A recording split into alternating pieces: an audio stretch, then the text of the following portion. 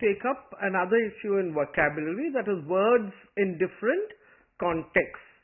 Words are always related to each other, and when we speak, we relate these words in some way or the other. So today we are going to look at how are words related, how does one word have many different ways of use in the language. Words are added to a language constantly. These words are not in isolation and have a relationship with existing words. Whenever a new word is added in the language, it is not added in isolation. It's not a new word which is totally different from other old words. All words have some relationship to existing words.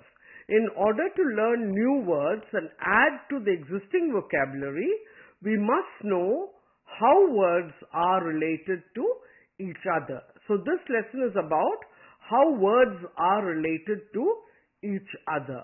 We must recognize their patterns and relationship with words we already know.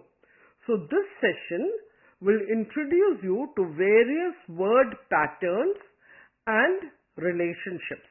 So we know words are related. How are words related? How do we look at this relationship? That is something we are going to do today, and look at these words in relationship to other words and in relationship to words that are formed from the existing words. I'm now going to show you a list of words, and you can see how the words actually grow. You have the word beauty. All of you know the word beauty. From beauty we have beautiful, beautifully, beautify, beautician. So you have a root word, and from the root word new words have grown. Beautiful, beautifully, she writes beautifully. I like to beautify this place. I want to take up a career as a beautician. The word act, action. This is a movie with a lot of action. Active. The children in the class are very active. Activate. I want to activate this monitor. Aggression. Aggressive. Aggressor. Aggrieved. Aggression is a word. From aggression we say the aggressive children. Aggressor, the boy was the aggressor in this group. Aggrieved, I am very hurt and I am the aggrieved person. Alter, alteration, alternate, alternative. I need to alter this dress to fit me. There was an alteration between two people. This is the alternative to this answer. This is an alternate answer. So from the word alter, you have so many words which begin with somewhat the same meaning, but do not necessarily have the same meaning all along. Character, characteristic, characterize, charade. Now, character, there are many characters in this novel. This is very characteristic of this group of people. The author has tried to characterize the characters in the novel. Charade, we like to play dumb charades. Compose, composer. Composite, composition, composure. Compose is to be very calm. A composer is a music composer. Composite is all inclusive, everything. This is a composite framework for something. Composition, the children wrote a composition. Composure is the behavior of the people. The composure of the boys was appreciated. So from the word compose, so many other words have grown. So there are relationships between words. Find out the variations for these words. Consult a dictionary. So they're very simple words. You can note them down. School, train, back, lock. From these words, many more words can originate, and it is easy for you to find this if you look at a dictionary. If you look at a dictionary, all dictionaries will tell you how a particular word is used in various ways. So there is a root word, and from the root word, different words keep changing and growing. So I want you to look at these 4 words that I've given you and try and see whether you can also create some new words. Like the school can become a schoolhouse, it can become a school work, it can become a school book, you have a backpack that you carry, you have a lock up. So you have so many words originating from the main word. So try and look up the dictionary and you will find out many more words for these very simple 4 words that I have given you. Now we look at other words. Words also change their meaning when you add a few words or few letters before the main root word. When we add few letters before, we call this a prefix. We use prefixes to create new words from old words. Possible, impossible. The meaning totally changes. This is possible. This work is impossible. Negative of possible. Capable, incapable. Relevant, irrelevant. Legal, illegal. Something that is not legal. Happy, unhappy. Behave, misbehave. Real, unreal. So possible has got an opposite meaning, impossible. So the prefix has actually created the opposite meaning of the original word. Possible, impossible, capable, incapable, relevant, irrelevant, not important, legal, illegal, happy, unhappy, behave, misbehave, real, unreal. Personal, impersonal. Impersonal is indifferent, not being personal. Understand, misunderstand. Legitimate, illegitimate. Regular, irregular. Comfort, discomfort. Effective, ineffective. Suitable, unsuitable. Honest, dishonest. Complete, incomplete. So all the prefixes, that is the words that have been added before, have changed the meaning to give you an opposite meaning of the word. But it is a related word to the original word. That is why we say that words have relationships, and because of the relationships, the meaning of the word changes. We also have what we call suffixes. Suffixes are additions that come at the end of a word. Music, musical. It was a musical evening. Now, this is not a negative. This is more a descriptive word here.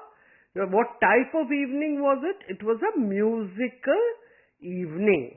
And it has changed because of adding A and L. Establish, establishment. Now, establish is actually a verb. I like to establish new schools. The establishment set up by them has been very well known. So here establishment becomes a noun, and it is changed only because we have added a suffix to it. Suffix are the words added at the end of the root word. A prefix is the words added before the root word. Sentiment, sentimental. Sentiment is a noun and sentimental is an adjective. I do not like to express my sentiments in front of everyone. Responsible, responsibility. I am a responsible person. Ramesh is a responsible person. An adjective describing Ramesh. Responsibility. I have been given the responsibility of collecting the notebooks every day. So I have been given a responsibility. Now responsibility here is like a noun. So with the addition of the suffix, everything has changed. The meaning has changed. The word form has also changed from a adjective to a noun. Organize, organization. I can organize a party very well. I belong to this organization. Again, from a verb, we have changed it into a noun. So a suffix can actually, it's attached to the same word, but the whole purpose of the word, the whole meaning of the word changes with the addition of the suffix. So this is to show you that words really change with different contexts and different relationships. We continue with suffix. We have courage, courageous, collect, collection. I love to collect seashells from the seaside. My collection of seashells is very famous. Cure, curable. Cure is a verb. I can cure the disease. Curable is an adjective. This is a curable disease. Proverb, proverbial. It is a proverbial saying. This is a proverb. Down has so many, and in fact many words have many more. Download. We can download songs from the internet. Downgrade. You can downgrade your ticket. Downpour. That is, it is raining. There's been a downpour. Habit, habitat, habitual. Habit has a different meaning. Habitat is a place where animals stay or where people stay. It's a habitat. Habitual is something which is done all the time. Main, mainframe, mainstay, mainstream. Again, the word main is the root word. From the root word, new words have been formed. Mainframe. This is the main frame of the project. Mainstay, mainstream. The ship went down the mainstream. So you can see how the main word is there from the root word. By adding either a suffix or a prefix, the word completely changes. And that is why we say it is important to know relationships in words, and it is very interesting for you to look up the dictionary just as a hobby.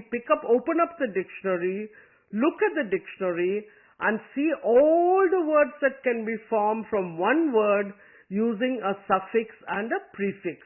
When you do this very often, you can actually become an expert in words. Of course, using them, you need to have some more expertise, but at least you will learn that from a word, so many new words can be formed. I have given here some words for you.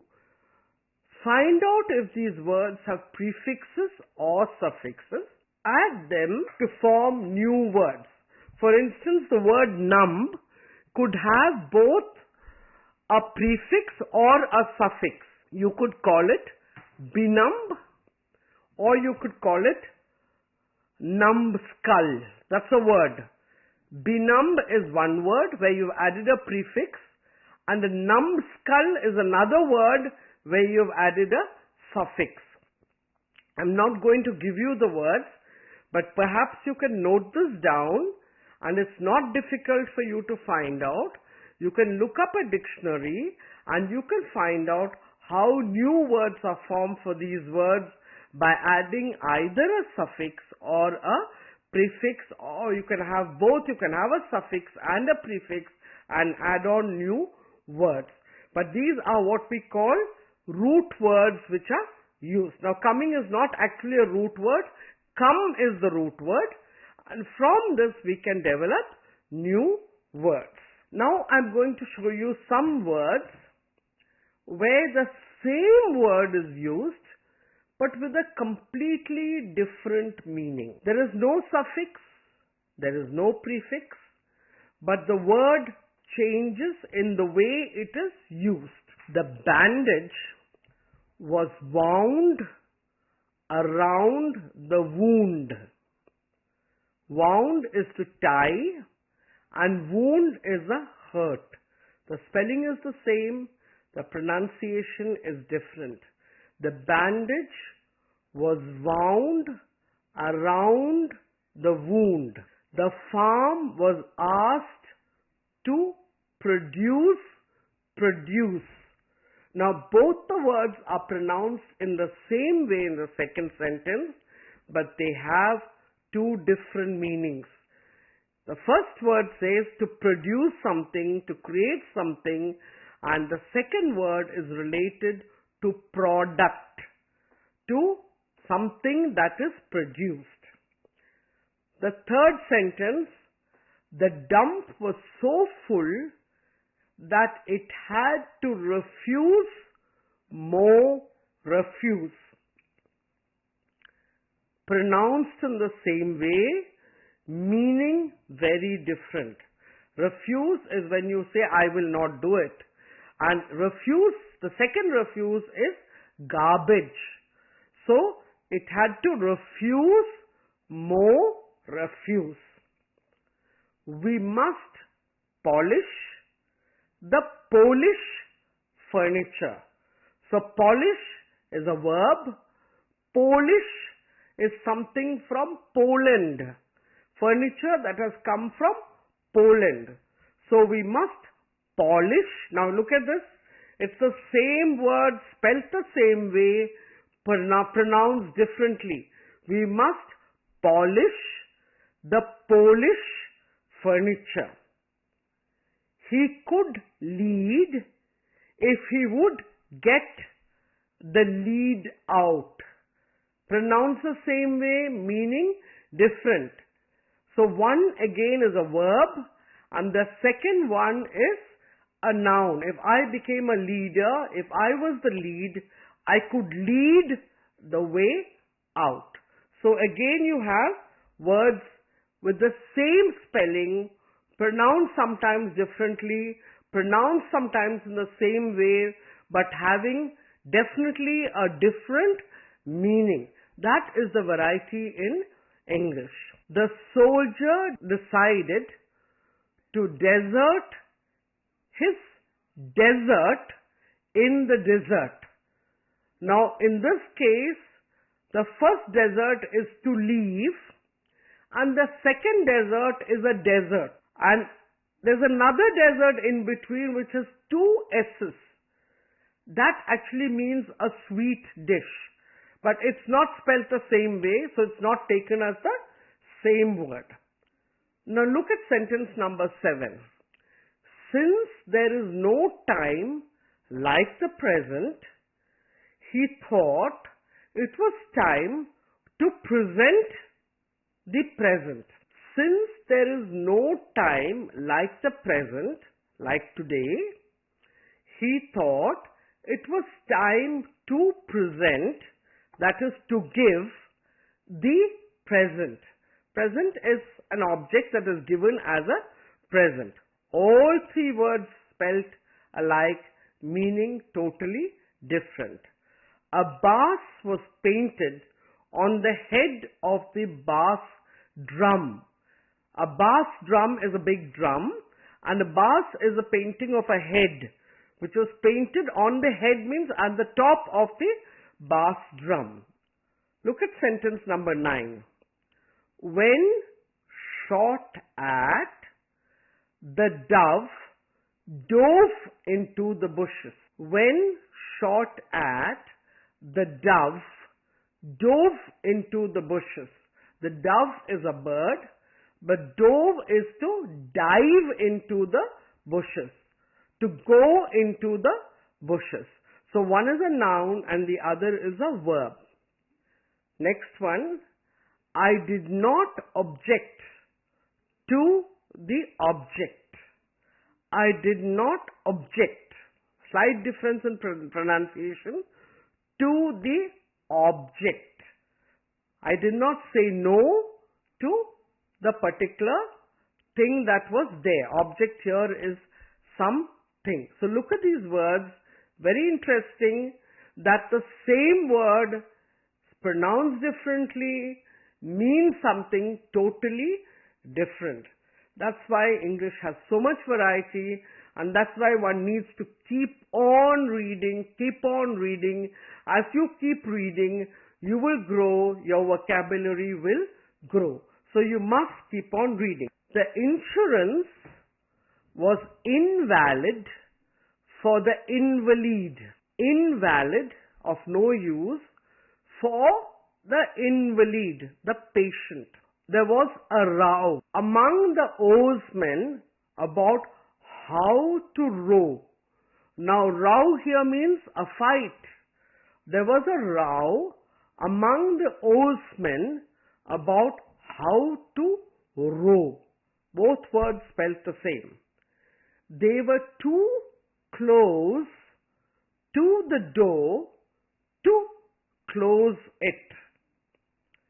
They were too close to the door to close it. The buck does funny things when the doors are present. Now, totally different pronunciation. The buck does funny things when the doors are present. Those are the female of the buck. So, suddenly we are not saying does, we say does. The buck does funny things when the doors are present. We still have more words. To help with planting, the farmer taught his sow to sow. Now, sow here is actually a pig, and the second sow is to sow seeds. Both are pronounced in exactly the same way. The wind was too strong to wind the sail. The wind was too strong to wind the sail. Here, wind and wind are spelt in the same way but pronounced differently, and of course have a different meaning. Wind is to tie around. You wind the thread around a reel. So you wind the sail around a roll. Upon seeing the tear in the painting, I shed a tear. Upon seeing the tear in the painting, I shed a tear. Again, T-E-A-R, pronounced as both tear and tear. Two different pronunciations, but when we pronounce them differently, the total meaning changes. Stare is something that is stone, and tear is to cry. I had to subject the subject to a series of tests. Same pronunciation, different meaning. I had to subject, that means I had to see that somebody had to go through a process. The subject is the person to a series of tests. I had to make the person do a lot of tests.